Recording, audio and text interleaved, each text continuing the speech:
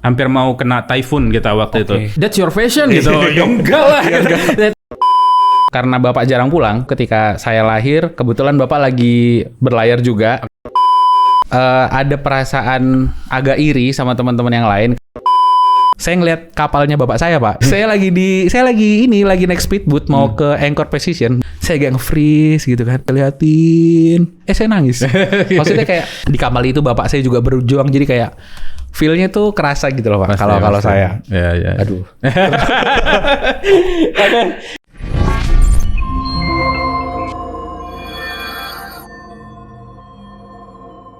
Balancia, just in time. Kembali lagi ke channel Balancia Ship Agency. Thank you teman-teman udah ngikutin kita selama ini. Ini kita coba podcast pertama kita. Kita coba sharing-sharing ilmu tentang di manajemen pelabuhan, dunia Ship Agency, bisnis yang ada di pelabuhan gitu kita teman-teman. Kali ini kita kedatangan tamu Muhammad Daud Firdaus. Thank you, terima kasih. Assalamualaikum. Waalaikumsalam, makasih undangannya, Pak.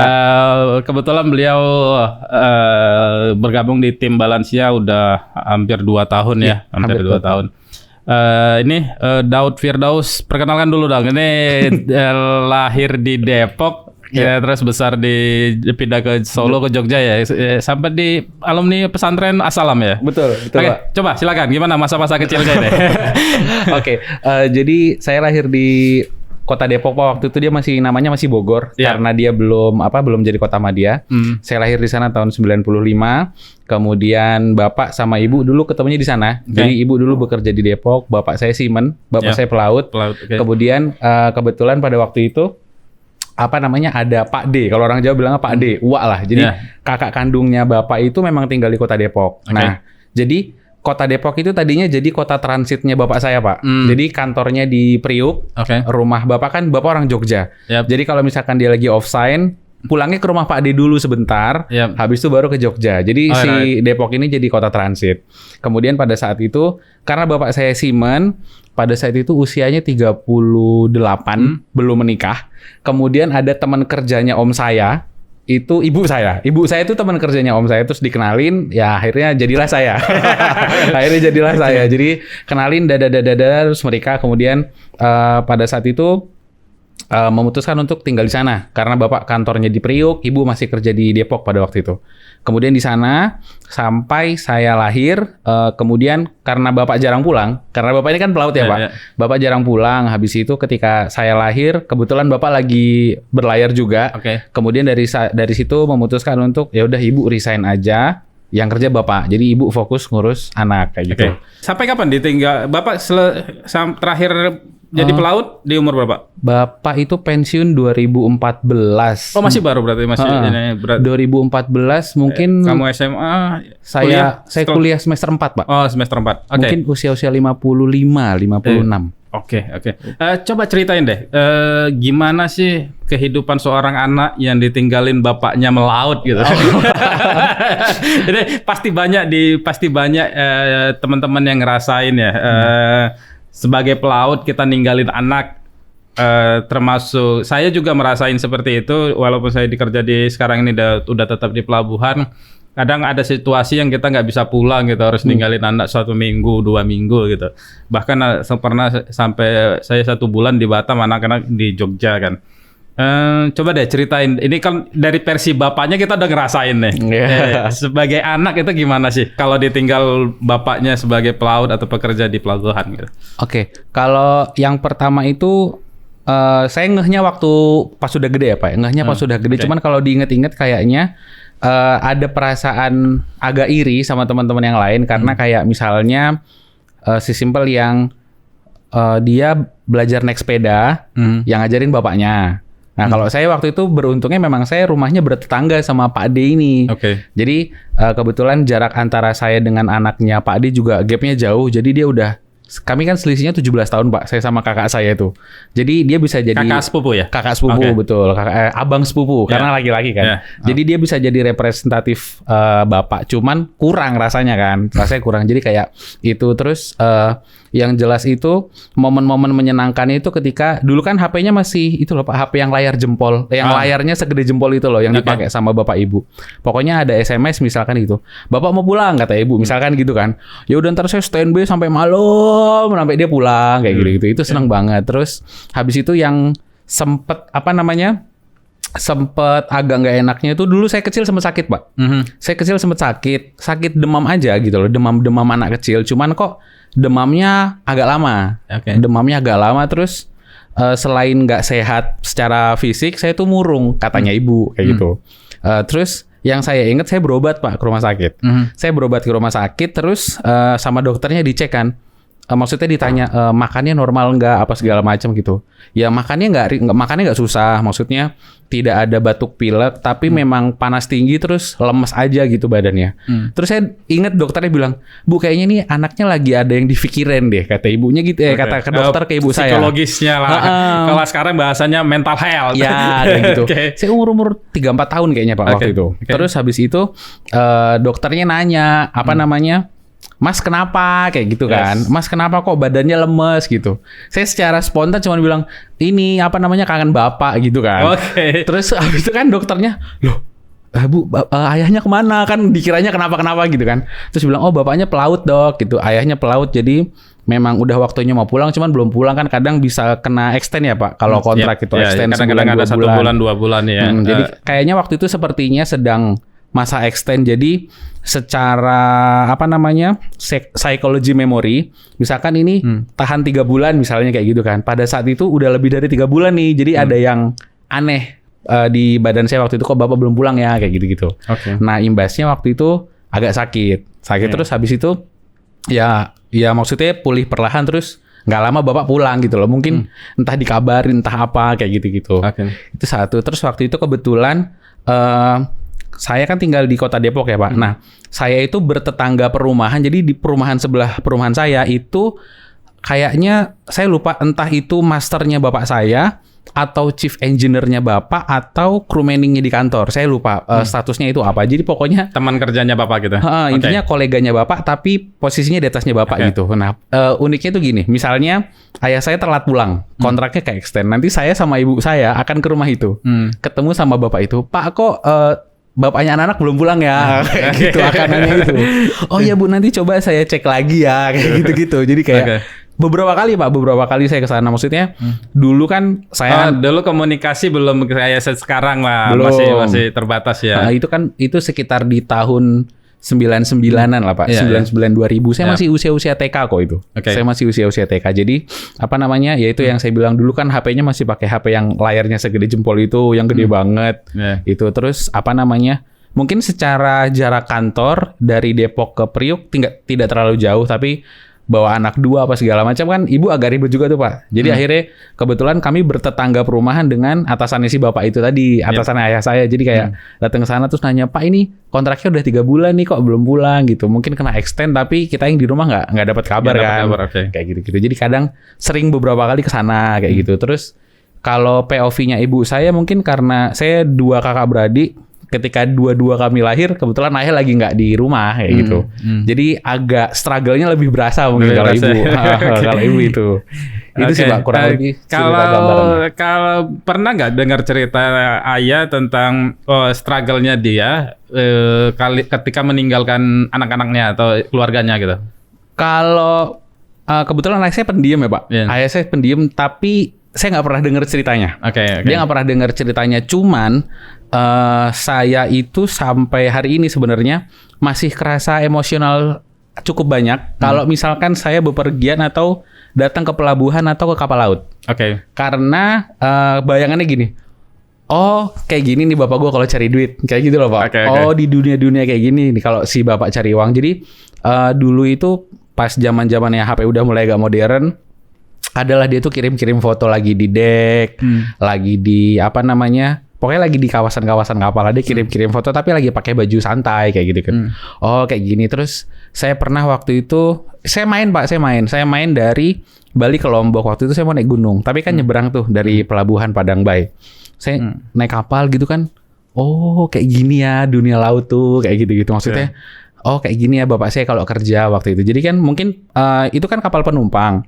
Tapi POV-nya mungkin nggak terlalu berasa dengan lingkungan kerjanya bapak kan, karena bapak di offshore. Cuma maksudnya kurang lebih dunianya kayak gini. Ditambah lagi sekarang kerjanya di shipping agency, ngurusin crew change, datang ke titik-titik pelabuhan kayak gitu-gitu. Oh ini rasanya kayak gitu-gitu. Terus ini langsung berhadapan dengan orang-orang yang mau pulang kapal atau naik kapal ya, berat banget ya. Betul, makanya soal kalau balik ke pertanyaan tadi ya Pak, kalau Bapak secara cerita sedih atau enggak, ya pasti agak berat, namanya juga meninggalkan rumah. Cuman secara personal dia belum pernah cerita yang Bapak kangen banget loh sama rumah gitu tuh belum. Mungkin karena laki-laki ya Pak ya. Laki-laki kan kadang dia kebanyakan pelaut pasti begitu kan. Jadi kayak pasti dia kita kelihatan kayak strong, tidak pengen ditunjukkan kelemahannya kepada yang lain kan. Kebanyakan kita pelaut begitu kan. Betul. Terus misalnya ada dulu momen di mana Bapak lagi nelpon ibu nih, pas sudah sinyal lagi bagus apa segala macam gitu-gitu. Mas De, ini Bapak mau ngomong sebentar gitu. Bapak kangen loh, katanya gitu. Ibu bilangnya gitu. Oh ya, ngomong-ngomong, ngobrol-ngobrol. Ya pertanyaannya simpel kayak lagi ngapain, udah makan belum, makannya apa, kayak gitu-gitu. Besok sekolah pelajarannya apa, yang kayak gitu-gitu Pak. Tapi ya itu sering, nelpon kayak gitu sering. Dan telepon itu kamu rasain gimana kalau dapat telepon itu? Kan posisi Bapak nggak dirubah, cuma dapat telepon itu gimana sih rasanya? Sebenarnya mungkin karena sebagai anak ya intinya. Sebagai anak ya, tapi sebagai laki-laki juga ya Pak. Gengsi malu sedih. Gitu. Sedih kangen iya. Tapi gengsi malu-malu nanya gitu loh Pak. Ya gitulah. Gitu. Paham ya Pak ya kurang lebih ya. Gengsi malu sedih tapi kangen kayak gitu. Iya, pada umumnya sih gitu. Karena kenapa saya bilang begitu? Pelaut itu apa? Kalau kita ngadepin ombak gitu, ombak tinggi 2-3 meter, walaupun kapalnya gede, tapi tetap berasa kan. Iya, tetap goyang.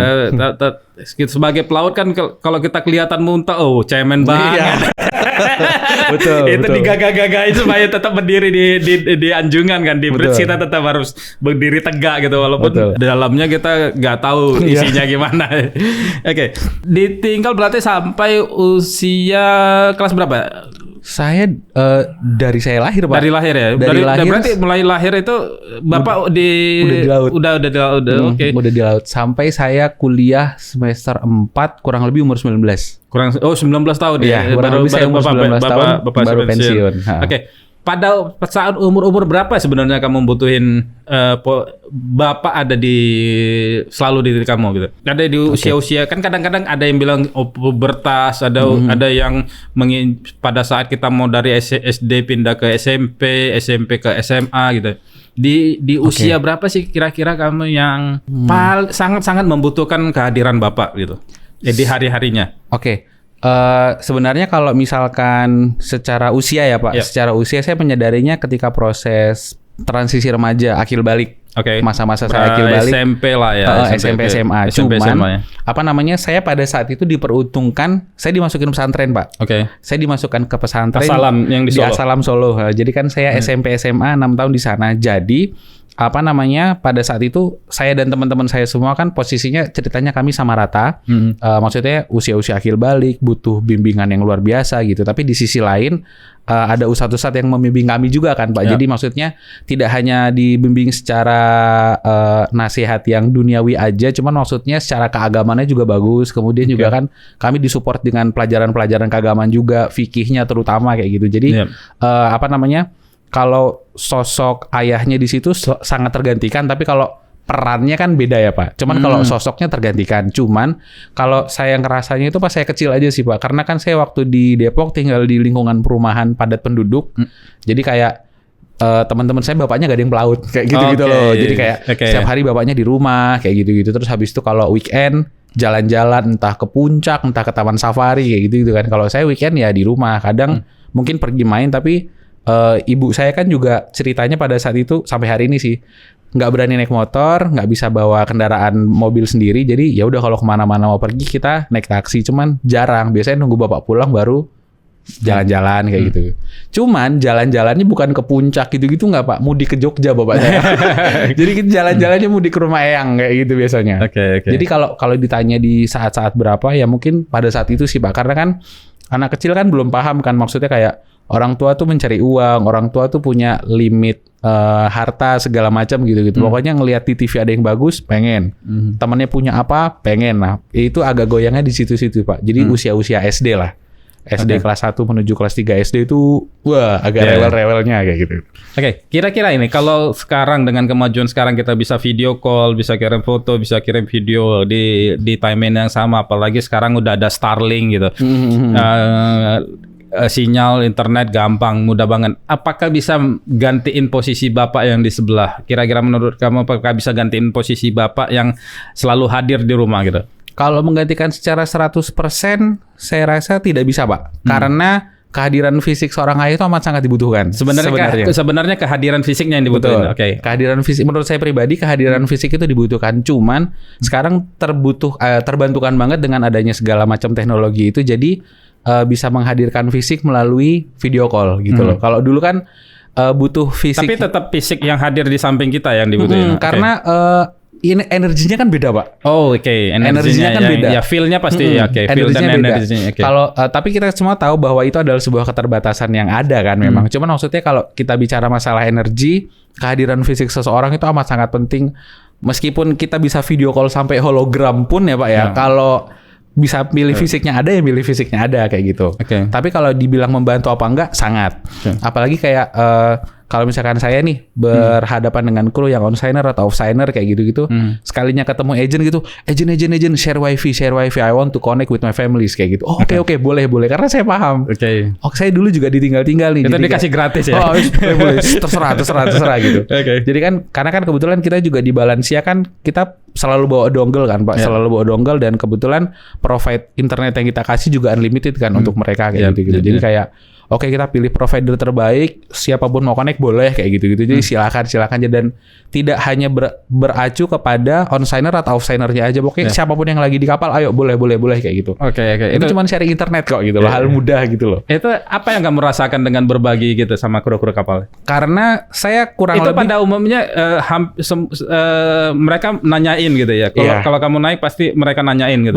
Betul. Agent, can you share your network with us gitu. Soalnya meskipun mereka itu dihubungkan internet ya Pak, tapi kapasitasnya kan terbatas. Kemudian mereka pernah cerita Pak ke saya kirim foto pagi, receive-nya tuh sore.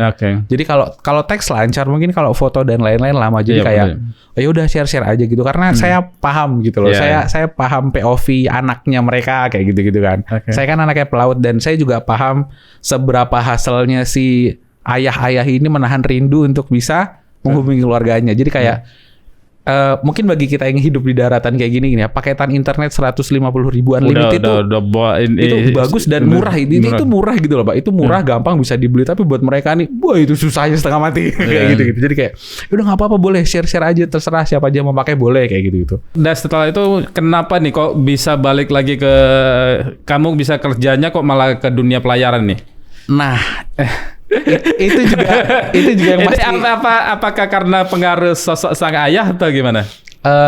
Jujur Pak, sebenarnya saya pribadi pada saat itu pas saya SMA itu ditanyain memang mau ngambil sekolah pelayaran atau enggak gitu. Soalnya kan biasa kan Pak, namanya ayah kan ingin memberikan suri tauladan atau transfer knowledge kayak gitu. Itu dari lingkungan terdekatnya ayah. Nah kebetulan ayah saya kan pelaut, jadi transfer knowledge terdekat yang bisa dia lakukan ya dunia maritim.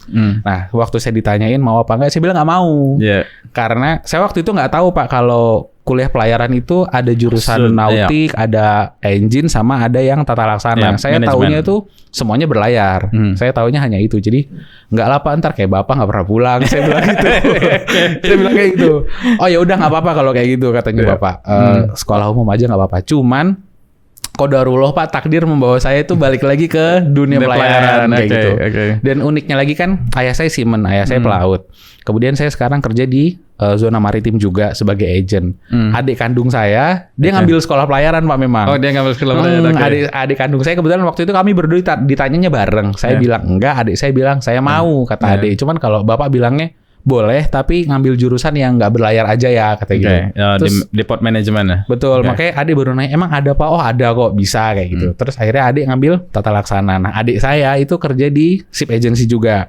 Kemudian adik ipar saya orang ship agency juga kayak gitu. Jadi ya secara nggak langsung sekeluarga isinya orang-orang pelayaran gitu loh. Jadi kayak kami hidup dari mata pencarian air kayak gitu loh, mata pencarian laut kayak gitu. Keren sekali. Udah berarti menjalanin pekerjaan ini dengan passion ya dan dedikasi pastinya ya. Banget Pak. Kalau saya sebenarnya kurang begitu paham makna passion, cuman yang saya pahami ketika kamu bekerja secapek apapun tapi kamu seneng, nah berarti kamu berada di tempat yang tepat kayak gitu. Jadi kayak Bapak tahu sendiri lah, pekerjaan agent tuh luar biasa kalau lagi di lapangan, maksudnya waktu istirahatnya, kemudian naik turun zona, pergi ke sana, pergi ke sini, intinya time travelnya itu tinggi banget. Tapi saya tuh senang gitu loh Pak. Apalagi waktu itu kan ayah saya kan lama di Balikpapan, jadi PT Baruna waktu itu tempat kerjanya Bapak sempat lama di Balikpapan.